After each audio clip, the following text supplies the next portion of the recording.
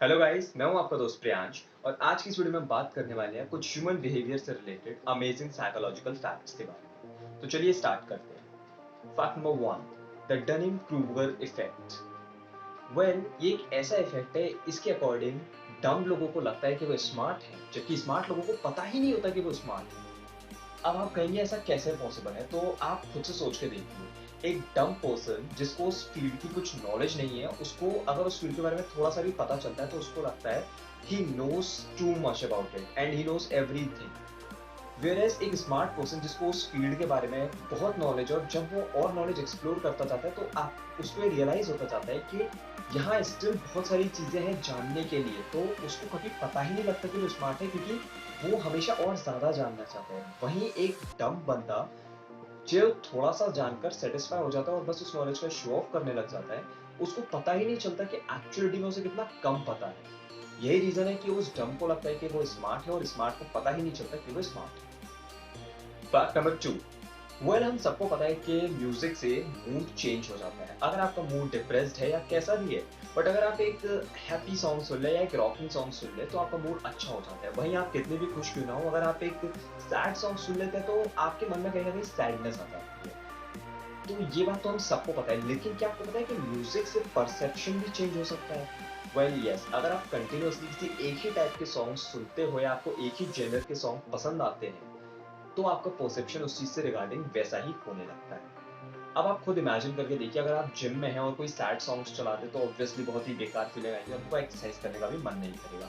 वहीं अगर आप जिम में और कोई रॉकिंग सॉन्ग्स चला दे बढ़िया सुल्तान और दंगल के, तो आपको कैसी फीलिंग आएगी? एकदम एनर्जेटिक वाली फीलिंग आएगी, जैसे कि बहुत जोश आ जाएगा अंदर।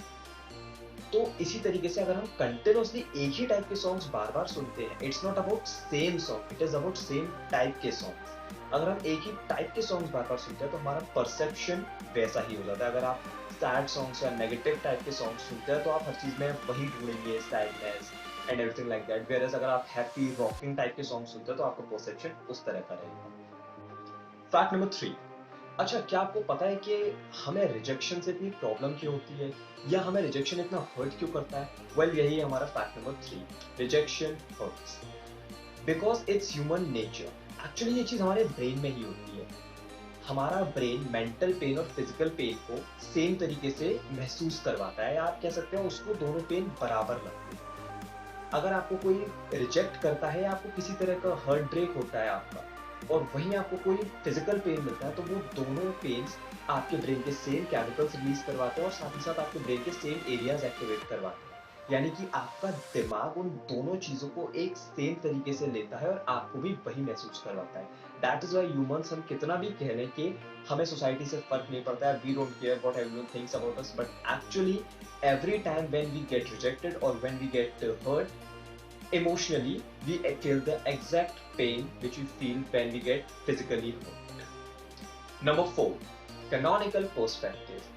ये एक ऐसी थ्योरी है, अकॉर्डिंग टू दिस थ्योरी हमारा माइंड जब किसी चीज को इमेजिन करता है या फिर कोई भी चीज जब हमारे दिमाग में आती है, तो वो हमें बेसिकली उसके साइड व्यू और थोड़ा सा अपर व्यू से देखती है। मतलब हम किसी चीज को टोटली टॉप व्यू से नहीं देखते, ना ही हम किसी को टोटली डाउन व्यू, हम किसी और व्यू से नहीं देखते। हम अगर किसी चीज को रिमेम्बर करते हैं या याद करते हैं या ड्रॉ करना चाहते हैं, तो वो हमको साइड व्यू और साथ ही साथ थोड़ा सा टॉप व्यू, यानी कि थोड़ा सा ऊपर ऐसे दिखाई देते हैं। अच्छा, आपको अगर समझ नहीं आ रहा है या यकीन नहीं हो रहा, तो मैं आपको एक एग्जांपल देता हूँ।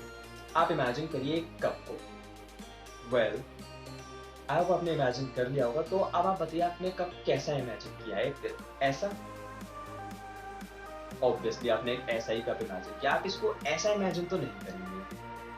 अब आप एक बात बताइए, आप जो मैंने सेकंड इमेज आपको दिखाई, आपने कप को ऐसा इमेजिन क्यों नहीं किया? क्योंकि कप का टॉप व्यू से अगर हम देखें तो वो एग्जैक्टली कुछ हद तक हमको ऐसे ही दिखता है, it's just a pure circle. But हमने उसको ऐसा इमेजिन नहीं किया, हमने उसको जिस तरीके से इमेजिन किया वो था एक साइड व्यू जिसमें से एक थोड़ा सा ऊपर से देखना था। तो अब आप इस एग्जांपल से खुद ही समझ गए होंगे कि हमने कप को कैसा इमेजिन किया है। It's not about just a cup. आप किसी भी चीज को इमेजिन करके देखिए, आप ऑलमोस्ट हर चीज को ऐसे ही इमेजिन करते हैं, आप किसी चीज को प्रॉपर टॉप व्यू से इमेजिन नहीं करते। Number 5, healthy sarcasm। क्या आपको पता है कि sarcasm हेल्दी होता है? ये बात लगभग सबको पता है, लेकिन एक sarcastic पर्सन और क्या क्या होता है, क्या आपको ये पता है? तो चलिए मैं आपको बताता हूँ। एक sarcastic पर्सन जो होता है ना, वो अबव से ज़्यादा क्लेवर कह सकते हो आप एक तरह से। वो एक क्लेवर होता है, वो अंडरस्टैंडिंग में बहुत माहिर होता है। एक sarcastic पर्सन ज़्यादातर लोगों का माइंड रीडिंग में काफ़ी ज़्यादा माहिर होते हैं और वो चीज़ों को ज़्यादा अच्छे से अंडरस्टैंड कर सकते हैं। साथ ही साथ एक sarcastic पर्सन लॉजिकल प्रॉब्लम्स या फिर कह सकते हैं आप कॉम्प्लेक्स टाइप की जो प्रॉब्लम्स होती हैं उनको सॉल्व करने में काफ़ी ज़्यादा माहिर होते हैं।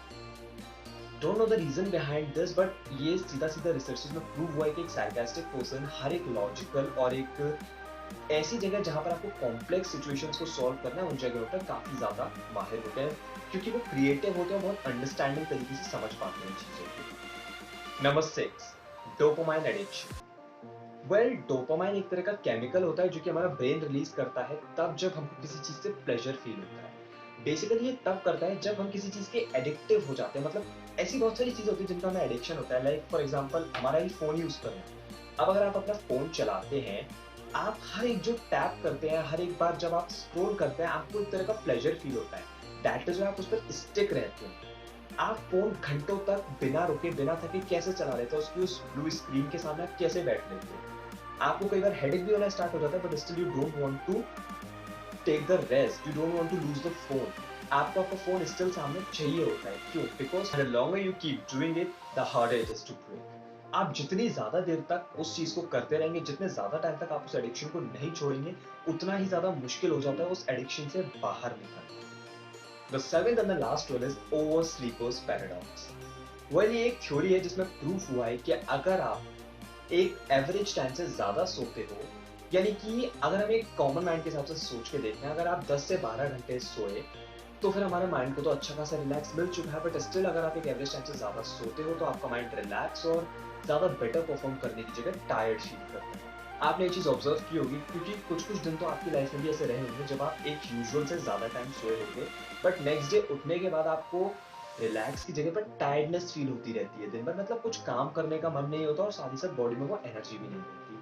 अब इसका रीजन क्या है? इसका सिंपली रीजन ऐसा है, अब आप इसको एक एग्जांपल के थ्रू समझ कर देख सकते हैं। जैसे कि अगर आप कोई एक फ्लिप करते हैं, एक बैक फ्लिप, फ्रंट फ्लिप, या कोई भी आप एक व्हीकल से फ्लिप करते हैं, कैसे भी करते हैं, तो आप वहां पर एक स्पेसिफिक टाइम होता है, आपको हर चीज का एक स्पेसिफिक टाइम होता है कि आपको इतने टाइम के लिए अपने लेग्स फोल्ड करने हैं, देन आपको अपने लेग्स ओपन करने हैं, तभी आपकी परफेक्ट लैंडिंग हो पाएगी फ्लिप में। अगर आप उससे कम करते हैं तो भी आप गिर जाते हैं, और अगर आप उस टाइम से ज्यादा टाइम तक अपने लेग्स बेंड किए रहते हैं तो भी आप गिरते ही हैं।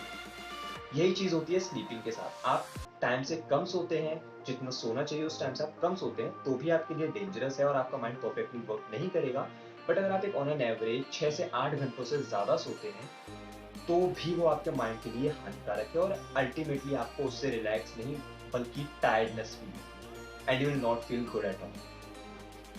Well, thank you so much for watching guys. अगर आपको वीडियो पसंद आया तो आप अपने फ्रेंड्स के साथ इसे शेयर जरूर करें, साथ ही साथ वीडियो को लाइक करना ना भूलें।